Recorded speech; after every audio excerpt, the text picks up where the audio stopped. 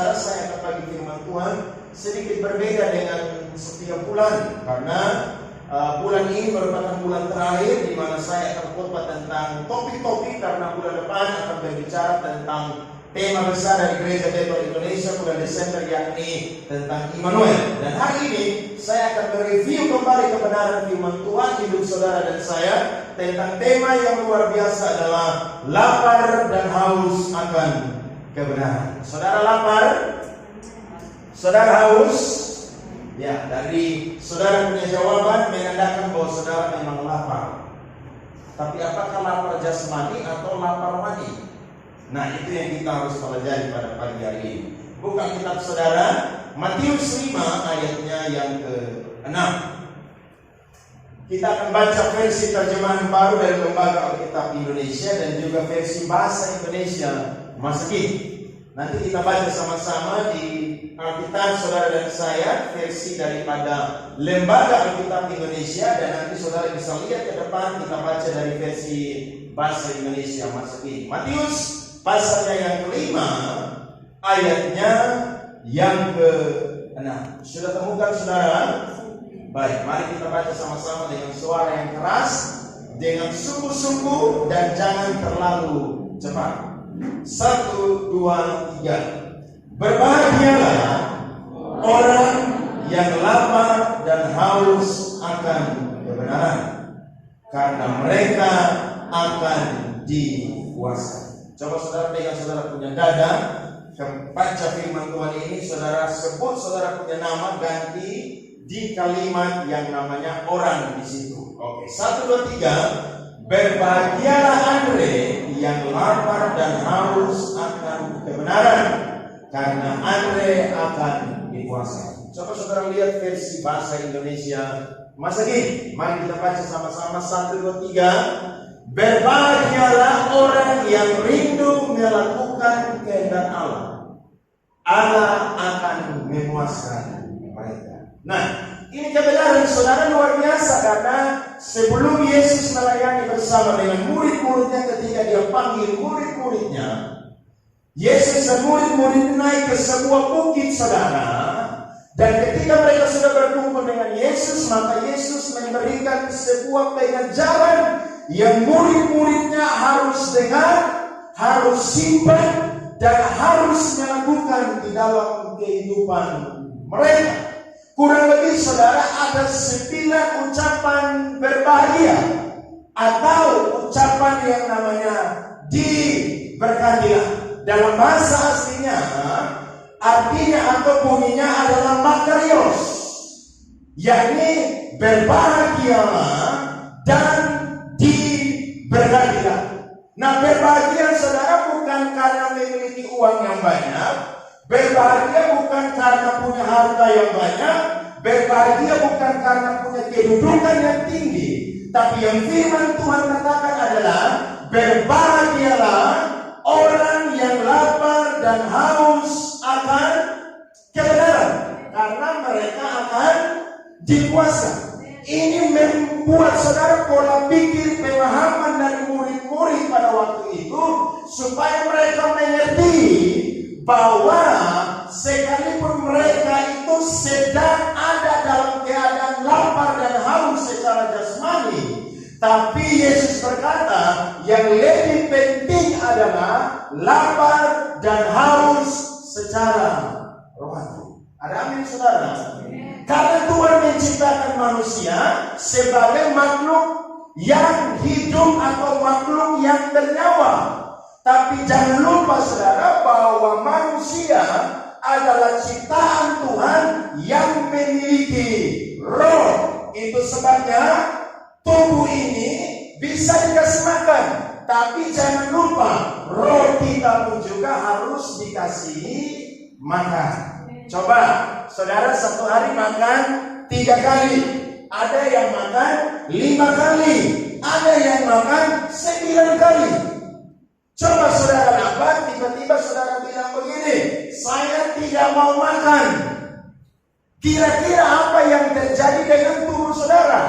Yang pasti, yang pertama adalah saudara mulai merasa lambung ini saudara baonan, atau dia memberikan sinyal bahwa lambung kosong, harus diberikan makanan. Tapi saudara cuek, saudara bilang saya tidak mau makan. Maka akhirnya saudara lanjut, saudara, lambung saudara akan sakit, akan luka, saudara akan lemas, kemudian saudara akan sakit.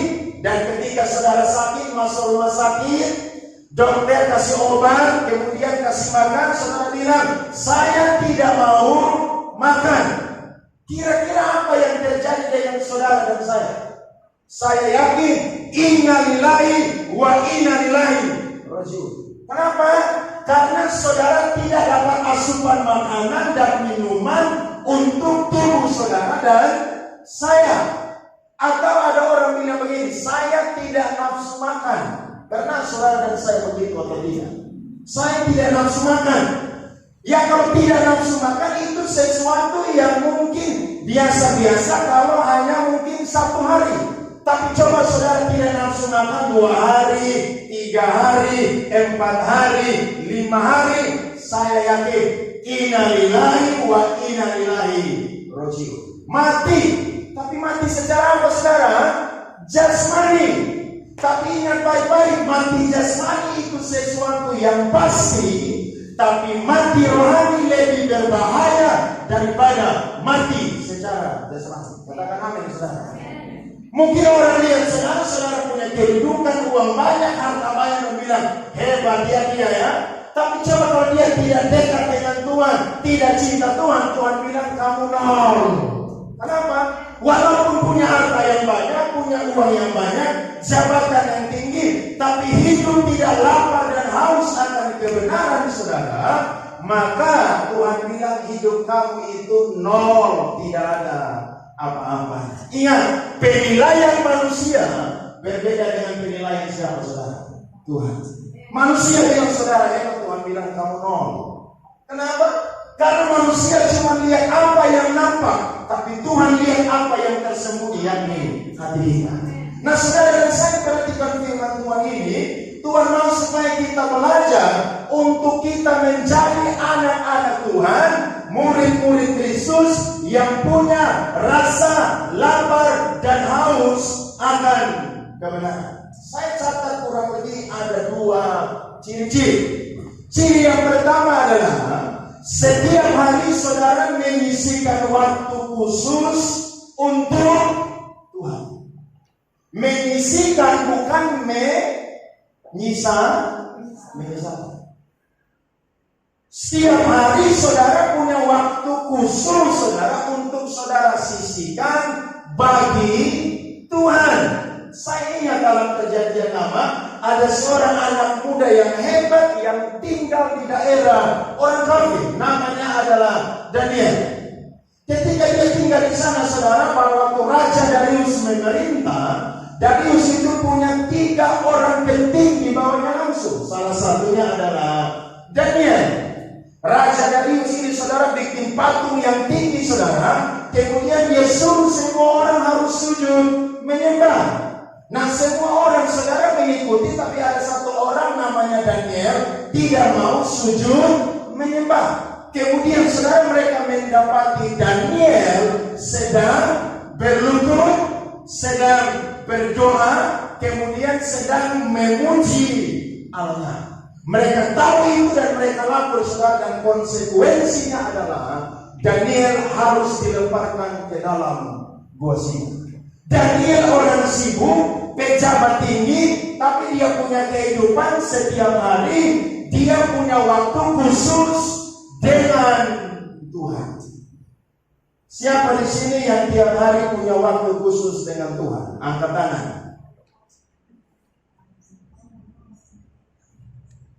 Nah, orang Kristen kan begitu, toh? Ke gereja dengan Alkitab kan bangga. Saya Kristen. Tapi ketika ditanya saudara, apakah punya waktu khusus dengan Tuhan? Kebanyakan saudara itu tidak punya waktu khusus dengan Tuhan. Alasannya banyak. Sibuk. Saya mau tanya, saya dan saudara lebih sibuk Tuhan atau kita yang lebih sibuk Tuhan? Tuhan lebih sibuk. Saya mau tanya, kira-kira kalau saudara kerja, bos saudara sibuk dan lupa suruh anak buah bendaharanya transfer gaji saudara, saudara ribut atau tidak? Ini kan sudah tanggal gajian, tapi kenapa bendahara tidak tahu transfer kita punya gaji? Kira-kira saudara ribut? Saya yakin kalau saudara orang sehat masih hidup, saudara ribut. Baik, saudara bilang, kok ini bendahara kenapa sih tidak transfer kita punya gaji? Bayangkan, gaji aja lupa ditransfer, saudara dan saya sudah ribut. Kalau Tuhan sibuk, Tuhan lupa untuk kontrol saudara punya nafas, saudara ribut atau tidak dengan Tuhan? Langsung mati. Kenapa? Karena Tuhan lupa dengan saudara. Padahal saudara, Tuhan tidak pernah lupa dengan kita. Kebanyakan kita yang suka lupa dengan Tuhan. Makanya ada satu quotes menarik bilang begini, kalau orang Kristen diberkati, dia jadi ateis. Saudara tahu ateis? Ateis itu orang yang tidak kenal Tuhan. Kalau dia kaya, dia populer, saudara, dia sudah terkenal punya kedudukan, dia selalu ingat Tuhan. Tapi ketika dia miskin, dia susah, dia sakit, dia jadi orang yang beragama. Kenapa? Disitulah dia teriak, Tuhan Yesus, tolong saya. Coba lihat orang di rumah sakit, kalau sakit, kira-kira apa yang mereka teriak? Tuhan Yesus tolong, atau uang tolong saya, harta tolong saya, aset tolong saya? Tidak ada. Yang mereka teriak adalah Tuhan Yesus tolong sembuhkan saya. Ada amin, saudara? Makanya saudara dan saya tiap hari harus punya waktu untuk bersekutu dengan Tuhan. Lewat apa, saudara? Berdoa, memuji menyembah Tuhan, kemudian membaca dan merenungkan firman Tuhan, kemudian rindu untuk melakukan firman Tuhan. Ini sudah tanggal 8 November 2020. Siapa di sini yang sudah baca Alkitab sudah mau selesai? Angkat tangan. Finalis, saya mau saudara bisa-bisa. Saya yakin saudara, kalau kita tiap hari baca Alkitab 1 hari 2 pasal, 3 pasal, saya yakin 1 tahun kita akan selesai membaca kitab suci. Kenapa? Karena kita punya waktu untuk membaca dan merenungkan firman Tuhan. Saudara dan saya pasti kalau ditanya akan punya banyak alasan. Dulu saya juga seperti begitu. Sebelum jadi pendeta, saudara malas baca Alkitab. Padahal sekolah teologi, tapi masih malas Alkitab baca, saudara. Tapi ketika jadi hamba Tuhan, saya ingat pesan firman Tuhan kepada Paulus kepada Timotius, sampai aku datang, bertekunlah di dalam membaca kitab suci. Supaya apa? Supaya engkau lebih maju daripada teman-temanmu. Saudara kalau suka berdoa, suka memuji, menyembah Tuhan, baca firman, merenungkan, saudara itu akan lebih maju daripada orang yang malas baca firman Tuhan, doa dan memuji, menyembah Tuhan. Kenapa? Karena terbukti orang yang beribadah kepada Tuhan akan berbeda dengan orang yang tidak beribadah kepada Tuhan. Firman Tuhan mencatat. Jadi sesibuk-sibuknya saudara harus punya waktu untuk Tuhan. Saya sebagai pendeta tidak bisa kontrol saudara 24 jam, tidak bisa. Tapi ingat ada Tuhan di atas yang kontrol saudara 24 jam. Saya tanya saudara, saya nasihati saudara, saudara bisa punya banyak alasan, tapi ingat dengan Tuhan tidak ada alasan apapun. Karena firman Tuhan berkata, mata Tuhan ada di segala tempat untuk melihat orang benar dan orang fasik. Saudara dan saya punya waktu yang khusus dengan Tuhan. Yang kedua adalah ciri orang yang lapar dan haus akan kebenaran adalah orang yang tidak menjauhkan diri dari apa, saudara? Pertemuan ibadah. Orang yang tahu kalau hari Minggu adalah hari untuk orang beribadah, maka alasan apapun saudara dan saya tidak boleh lupa akan hari Minggu. Kecuali keadaan yang sukar, yang sulit buat saudara tidak bisa bergereja, itu saudara bersekutu di rumah. Tapi ketika ada kesempatan saudara harus beribadah kepada Tuhan. Ada orang bilang begini, ibadah online itu tidak enak. Terus orang bilang, Dulu waktu ibadah offline kamu tidak ke gereja. Sekarang ibadah online kamu bilang ibadah tidak enak. Kamu mau apa? Lo ibadah langsung tidak ikut ibadah. Ibadah online rasanya kayaknya tidak seperti ibadah langsung. Loh, kita ingat baik-baik, kita datang kepada Tuhan bukan untuk sekedar meminta, tapi kita datang kepada Tuhan, kita harus memberikan hidup kita. Nah, saudara dan saya, jangan melupakan pertemuan ibadah dengan saudara-saudara seiman. Contohnya adalah ibadah hari Minggu, contohnya adalah ibadah kategoria, ibadah pemuda, ibadah sekolah minggu, ibadah kaum wanita, kaum pria, dan lain sebagainya. Kemudian ada KKR, ada seminar rohani. Saudara ikutlah itu. Kemudian ada doa dan puasa di gereja. Terlibatlah di dalam doa dan puasa gereja. Saya mau bilang, orang yang lapar dan haus akan kebenaran, dialah yang akan dipuaskan oleh Tuhan. Tapi orang yang tidak lapar dan haus akan kebenaran, minta maaf, dia tidak yang namanya akan dipuaskan oleh Tuhan. Cek hari ini, kira-kira kita lapar dan haus akan Tuhan atau tidak? Karena saya yakin ketika kita lapar dan haus akan Tuhan, maka kita punya dua ciri-ciri yang saya sudah kasih tahu, bahwa kita harus punya waktu khusus dengan Tuhan.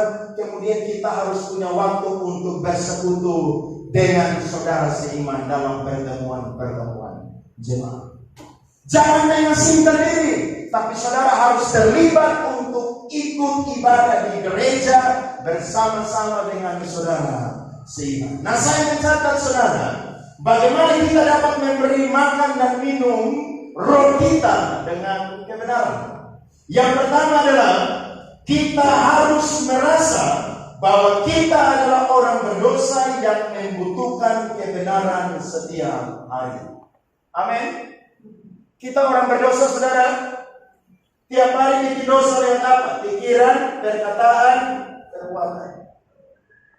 Kalau saudara mau supaya saudara memberikan roh saudara makan minuman rohani, maka yang pertama saudara dan saya sadar bahwa kita adalah orang-orang yang berdosa. Saya yakin kalau orang berdosa, dia butuh Tuhan. Tapi kalau orang tidak berdosa, dia tidak akan butuh Tuhan. 1 Petrus pasal 2 ayat 1 yang sampai ke 5 berkata begini. 1 Petrus pasal 2 ayat 1 sampai 5. Firman Tuhan berkata, karena itu buanglah segala kejahatan, segala tipu muslihat, dan segala macam kemunafikan, kedengkian dan fitnah.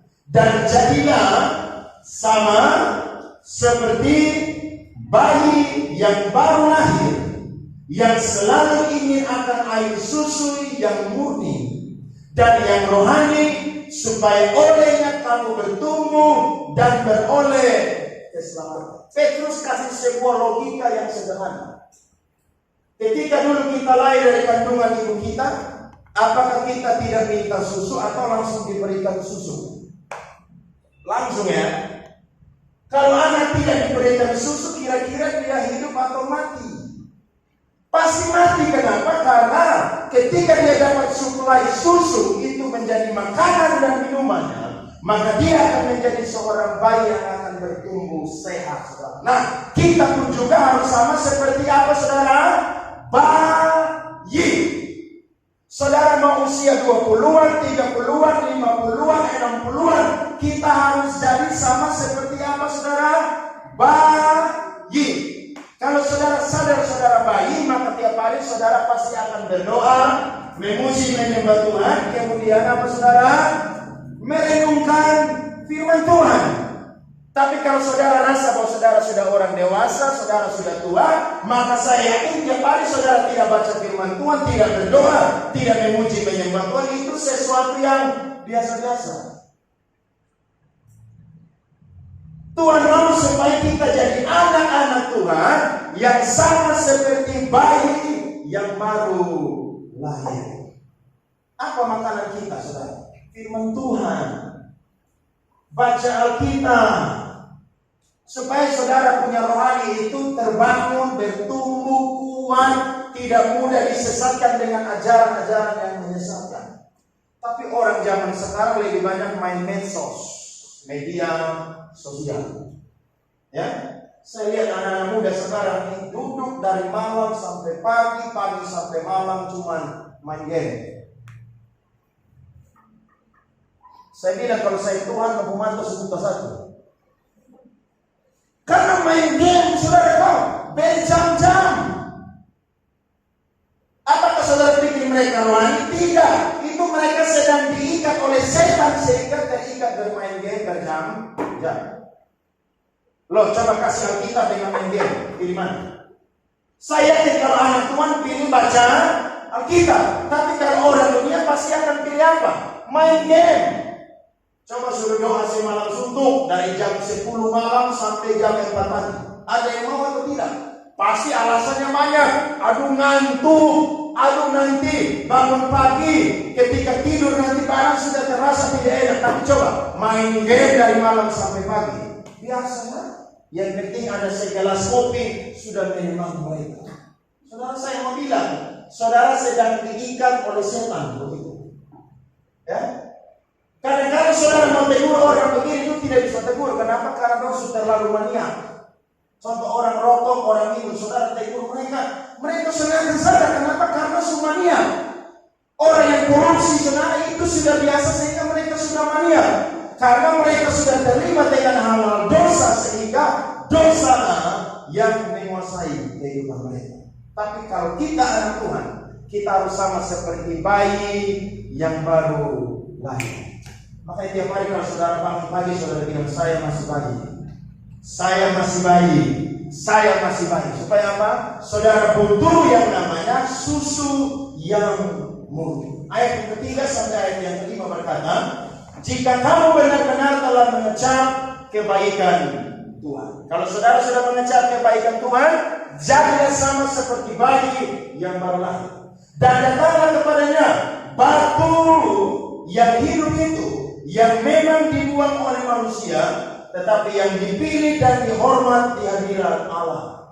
Dan biarlah kamu juga dipergunakan sebagai batu hidup untuk pembangunan suatu rumah rohani bagi suatu imamat kudus, untuk mempersembahkan persembahan rohani yang karena Yesus Kristus berkenan kepada Allah. Tuhan mau ketika kita selamat, kita bertumbuh, saudara punya rasa lapar dan haus sama seperti bayi, maka kita akan dipakai untuk kemuliaan nama Tuhan. Hanya orang yang lapar dan haus akan Tuhan saja yang akan dipakai oleh Tuhan. Kalau saudara tidak lapar dan haus akan Tuhan, minta maaf, Tuhan tidak akan pakai kehidupan kita. Jadi yang pertama, saudara harus sungguh-sungguh sadar bahwa kita adalah orang-orang berdosa. Orang berdosa tiap hari butuh pengampunan. Orang berdosa tiap hari butuh Tuhan bisa mengampuni dosa-dosanya dan dia memiliki kehidupan yang baru. Yang kedua adalah ciri orang bagaimana bisa memiliki kehidupan yang dipuaskan adalah dia menjadi pribadi yang harus mementingkan atau memprioritaskan kerajaan Allah dan kebenarannya terlebih dahulu. Yesus berkata, carilah dahulu kerajaan Allah dan kebenarannya, maka apa saudara? Semuanya akan ditambahkan. Kita balik, ya. Carilah dunia dan segala isinya, maka kerajaan Allah dan kebenarannya menjadi nomor 2. Jangan balik. Ini yang pertama. Cari dahulu kerajaan Allah dan kebenarannya, baru Tuhan akan tambahkan semuanya. Ini bicara prioritas. Ketika saudara dan saya memprioritaskan Tuhan ada di depan kita, saudara, maka kita akan menjadi orang-orang yang rajin, orang-orang yang exciting, orang-orang yang bersemangat, karena kita lihat bahwa kerajaan Allah dan kebenarannya lebih utama daripada segala galanya. Lebih utama. Karena ketika kita mengejar hal-hal dunia, saudara, itu cuma memuaskan keinginan perut kita. Tapi ketika kita mengejar kerajaan Allah dan kebenarannya, maka itu akan memuaskan roh kita, maka semuanya juga akan Tuhan cukupi dalam kehidupan kita. Belajar Alkitab. Semua orang yang dicatat di Alkitab, mereka adalah orang-orang yang selalu mementingkan kerajaan Allah dan kebenarannya terlebih dahulu. Makanya hidup mereka menjadi sejarah yang tidak usam, karena mereka sungguh-sungguh menjalankan perintah Tuhan. Prioritaskan Tuhan menjadi yang paling utama. Suami saudara itu bukan milik saudara. Istri saudara bukan milik saudara. Itu milik siapa? Tuhan. Ada orang bilang ini, saya sumpah dengan kamu sehidup semati. Kira-kira istri mati, suami mau ikut mati? So istri kubur belum kering, suami sudah ulang. Kira-kira suami mati, istri mau ikut mati? Tidak. Saya yakin itu cuma sekedar janji, tapi sukar untuk dilakukan. Tapi lihat, Yesus mati bagi siapa, saudara? Saya dan saudara.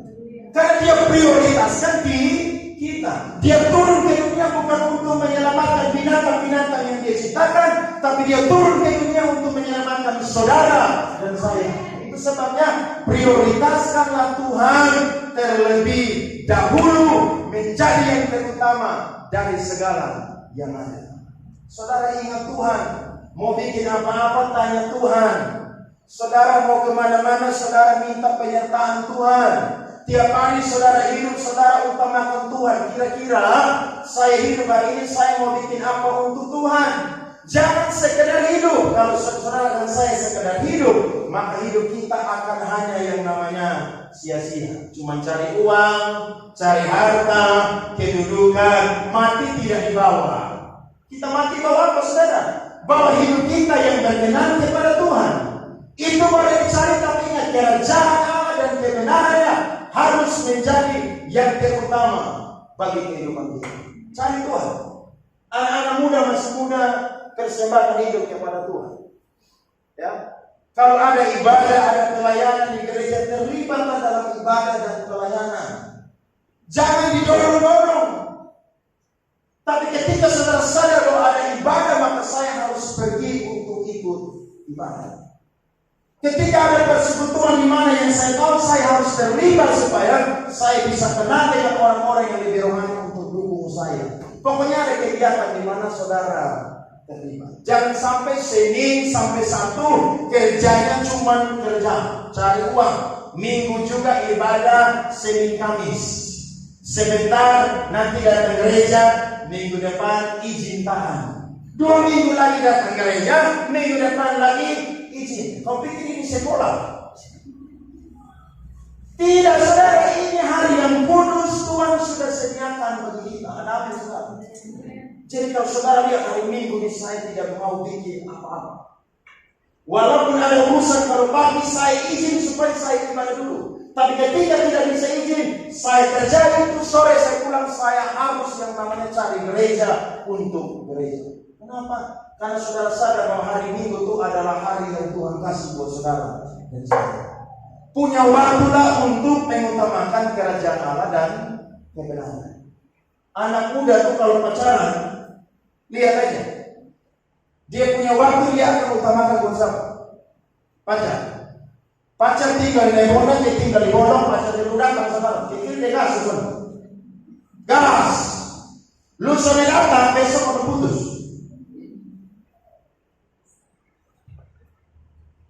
Itu cinta lagi panas-panas, seperti panasnya tai ayam. Tinggal di Bolong, pacar di Lebona, gas. Bukan gas, saya full gas. Saya sudah tulis gaspol, sudah tahu gaspol? Artinya lari, tidak tunggu. Tapi coba tinggal di Bolong, gereja di Lebona, tiga saja. Tiga saja. Pendeta tanya kenapa tidak ke gereja? Aduh, saya bangun terlambat, jadi tidak bisa. Minggu depan kenapa tidak datang ibadah lagi? Pokoknya saudara punya 1001 macam alasan. Ingat, pendeta punya tanggung jawab itu, saudara punya rohani itu harus bertumbuh. Salah satu tanggung jawab dari pendeta adalah memperhatikan jemaatnya dan menasihati jemaatnya. Jadi kalau saudara tidak gereja, tidak ibadah di sini, saya akan tanya saudara terus. Karena ini saya punya tugas. Saudara alasan dengan saya, silakan. Yang penting alasan itu benar di hadapan Tuhan. Jangan tipu saya. Saudara tipu pendeta, celaka 12, 5 tipukan, 5 tajakan. Selesai. Jangan tipu-tipu. Amin. Kalau ada kesempatan, oh hari Jumat ada doa di sini, saudara datang doa di sini. Karena saudara datang doa yang diberkati bukan orang lain, saudara sendiri diberkati oleh Tuhan. Loh iya toh, ini kan sesuatu yang logika yang harus kita sadar. Kalau hari ibadah pemuda saudara, malam minggu saya tidak mau kemana-mana, saya ajak saya pacar untuk datang ke gereja. Kenapa? Karena saudara tahu ada kesempatan untuk beribadah. Lihat, corona bikin orang hari ini stres, saudara. Bukan cuma jemaat, pendeta stres. Kenapa? Tidak lagi bersekutu dengan saudara seiman. Di Kupang masih, di Jawa sana mana orang ibadah? Tidak ada. Makanya ketika ada kesempatan, saudara dan saya pakai kesempatan ini. Amin. Jangan buang kesempatan. Orang dunia bilang waktu adalah apa, saudara? Uang. Ketika waktu lewat 1 detik, uang lewat. Nah, ketika kita ini Tuhan juga harus mengutamakan kerajaan Allah dan kebenaran. Saya tidak tahu saudara sudah baca Alkitab selesai atau belum, tapi saya dorong saudara pagi hari ini baca Alkitab saudara. Karena ketika saudara sakit, yang bisa menolong saudara dan saya, yang bisa menghibur saudara dan saya adalah apa, saudara? Firman Tuhan. Jangan sakit baru taruh Alkitab di pinggir bantal. Untuk apa? Jangan sakit baru taruh Alkitab di dada. Orang Kristen kan banyak begitu. Giliran sudah sengsara baru dia jadi beragama, tapi kalau dia senang dia jadi ateis. Hobinya baca buku, baca koran, main sosmed, tapi giliran suruh baca Alkitab tidak mau. Tapi giliran sakit saudara, dia suruh istri beli Alkitab yang paling besar di toko Aloha. Dibeli. Untuk apa saudara tema ini? Mau baca aja susah, istri yang baca kasih. Nah, kenapa dulu masih sia-sia? Kenapa tidak punya waktu untuk Tuhan? Utamakan Tuhan. Baca firman, dari firman supaya saudara jadi anak Tuhan yang bertumbuh dengan luar biasa. Jangan saudara tunggu susah, sengsara, tidak kuat lagi berbilang Tuhan, saya mau kasih saya pun hidup untuk Tuhan. Dulu kamu sehat, kamu kasih ke siapa? Kasihlah untuk Tuhan. Makanya mumpung kita masih muda, kaki masih kuat, ayo berjalan cari jiwa. Ayo beribadah kepada Tuhan. Karena ketika waktunya tidak ada lagi saudara, maka semuanya selesai. Kita akan ketemu Tuhan dan bertanggung jawab dengan Tuhan. Tuhan mau supaya saudara dan saya menjadi anak-anak Tuhan yang mementingkan kerajaan Allah dan kebenaran. Amin saudara. Inisiatif jangan didorong-dorong, tapi milikilah kerinduan untuk melakukan kehendak Allah. Karena ketika saudara memiliki kerinduan itu, maka saudara dan saya akan dipuaskan oleh Tuhan. Dan yang ketiga, saya catat, kita harus memiliki prinsip bahwa kita tidak dapat hidup tanpa kebenaran. Mazmur 63 ayat 1-4 berkata, Mazmur Daud ketika ia ada di padang gurun Yehuda, ya Allah, Engkaulah aku mencari Engkau, jiwaku apa saudara? Haus kepadamu, tubuhku rindu kepadamu, seperti tanah yang kering dan tandus tiada berair. Demikianlah aku memandang kepadamu di tempat kudusmu, sambil melihat kekuatanmu dan kemuliaanmu. Sebab kasih setiamu lebih baik daripada hidup, bibirku akan menegakkan Engkau.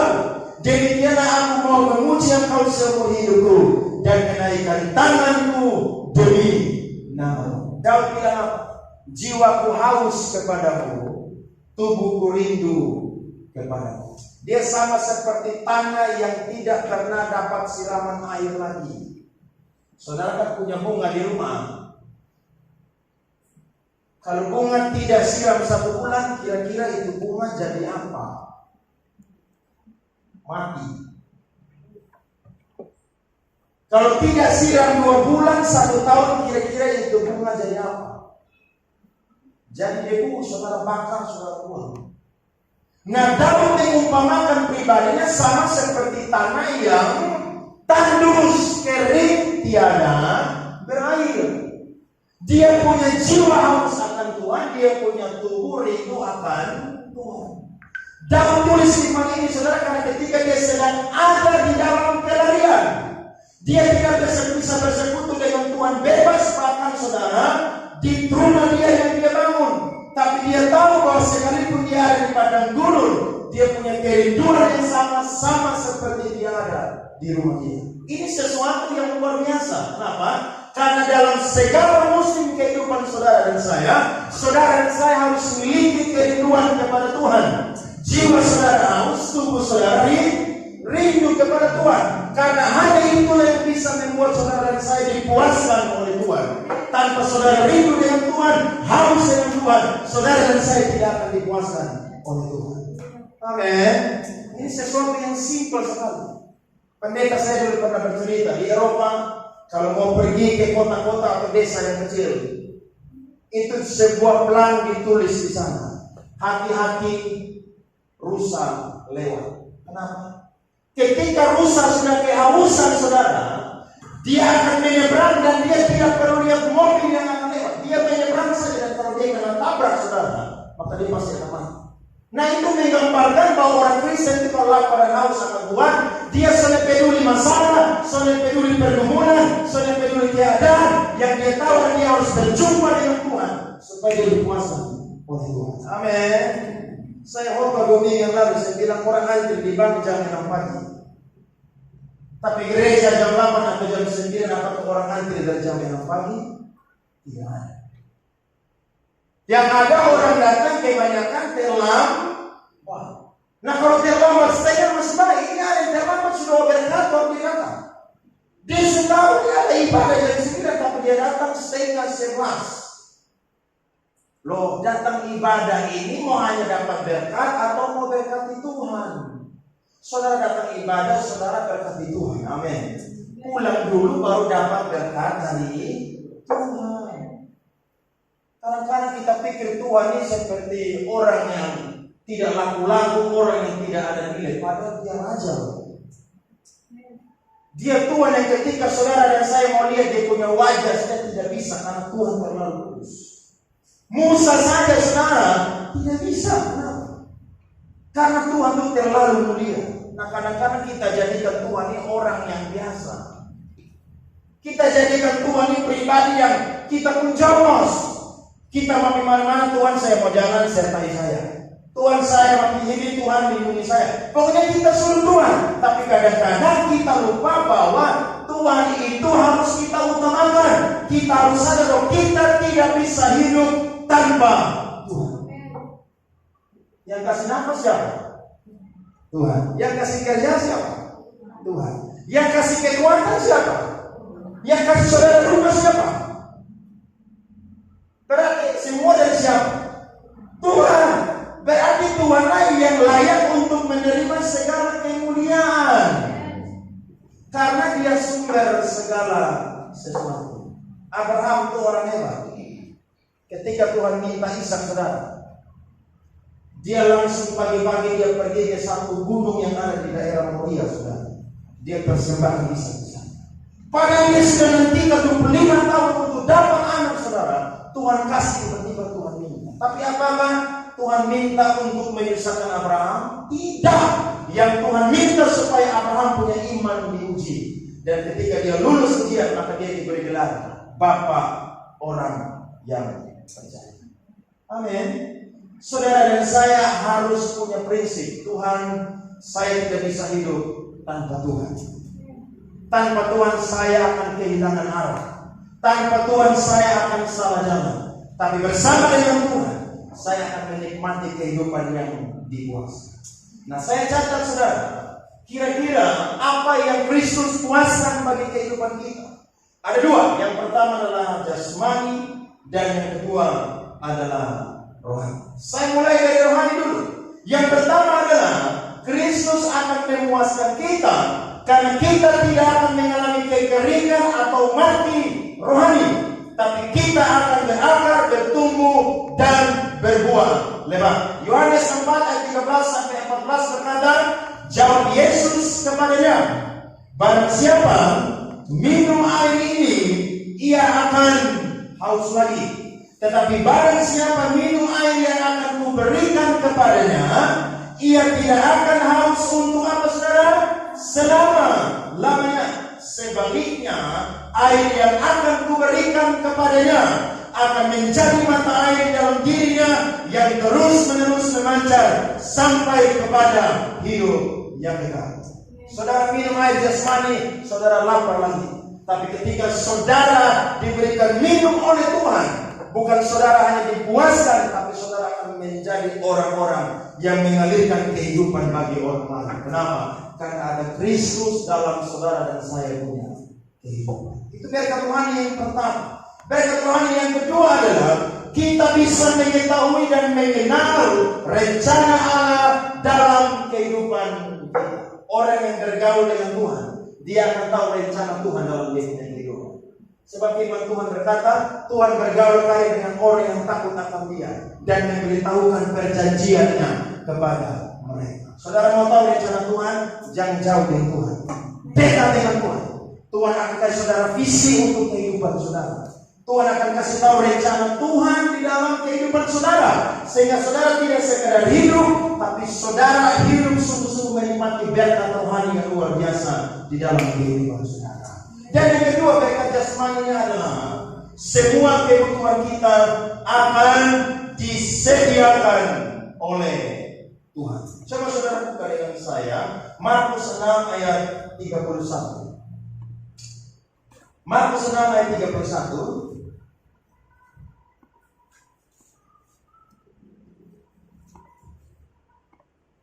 Lalu dia berkata kepada mereka, marilah ke tempat yang sunyi, supaya kita sendirian dan beristirahatlah seketika. Lompat ayat 35. Pada waktu hari sudah mulai malam, datanglah murid-murid kepadanya dan berkata, tempat ini sunyi dan hari sudah mulai malam.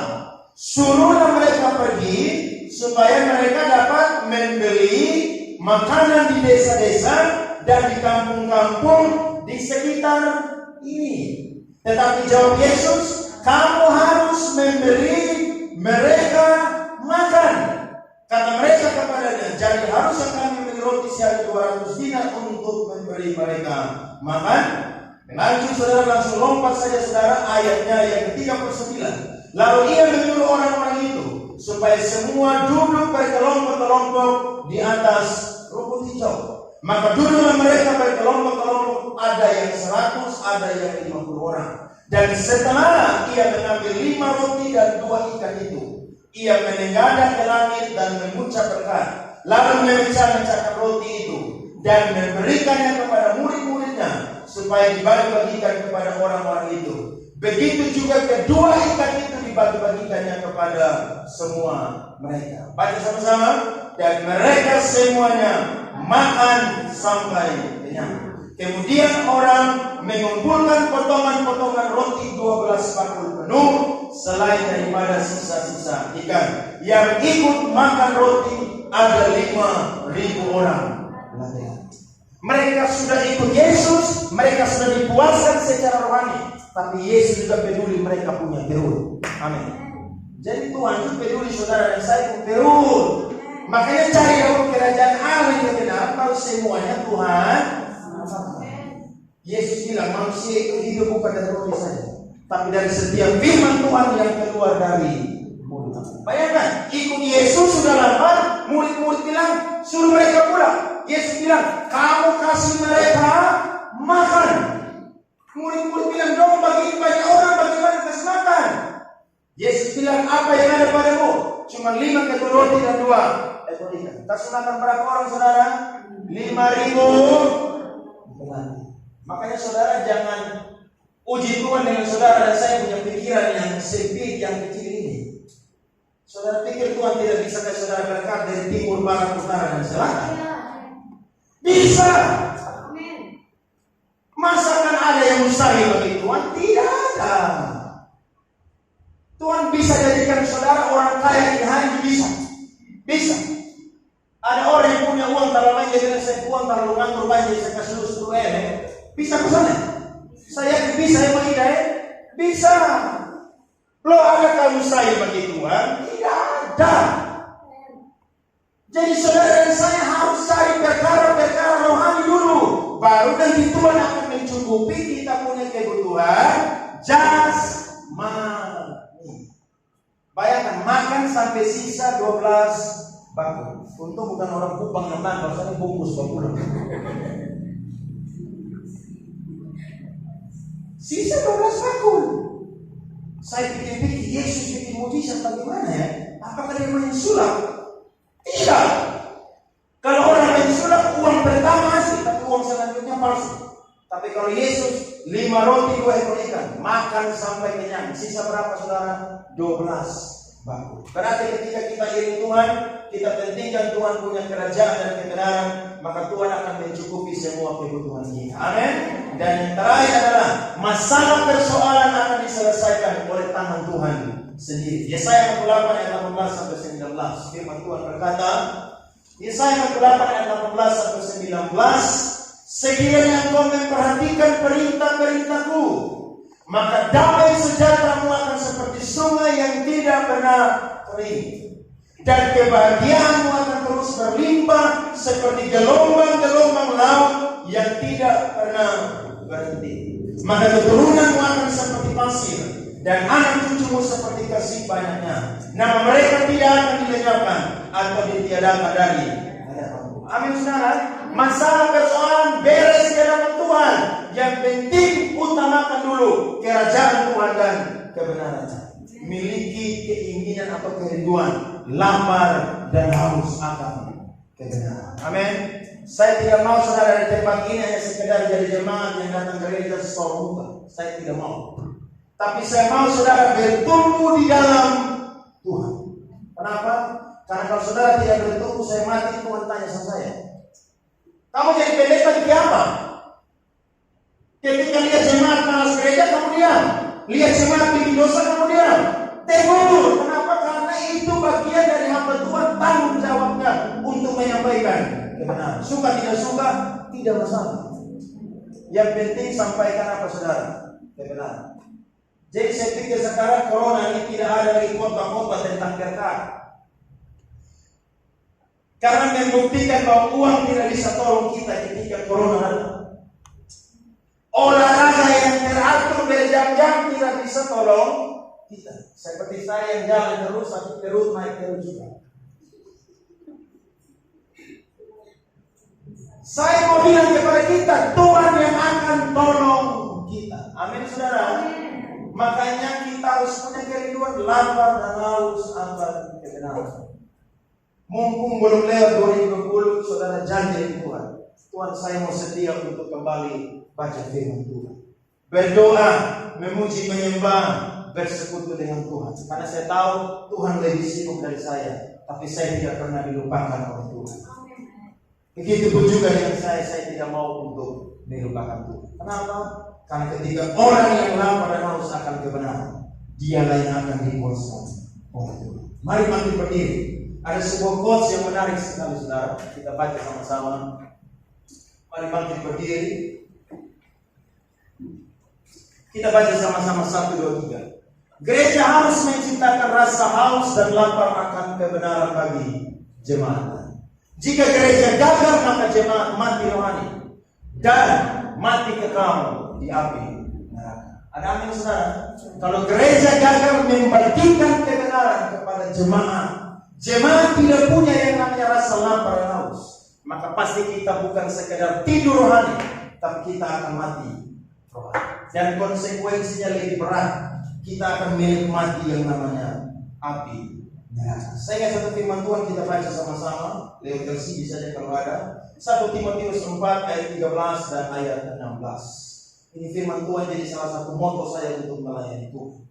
Mari kita baca sama-sama 1 Timotius 4 ayat 13 dan 16. Sementara itu, sampai aku datang, berteguhlah dalam membaca kitab-kitab suci, dalam membangun dan dalam mengajar. Ayat 14, awasilah dirimu sendiri dan awasilah ajaranmu. Bertekunlah dalam semua ini, karena dengan berbuat demikian engkau akan menyelamatkan dirimu dari semua orang yang mendengar. Ada apa saudara? Jadi kita yang punya tanggung jawab yang besar. Amin. Bagaimana dengan Tuhan? Tolong kita saudara.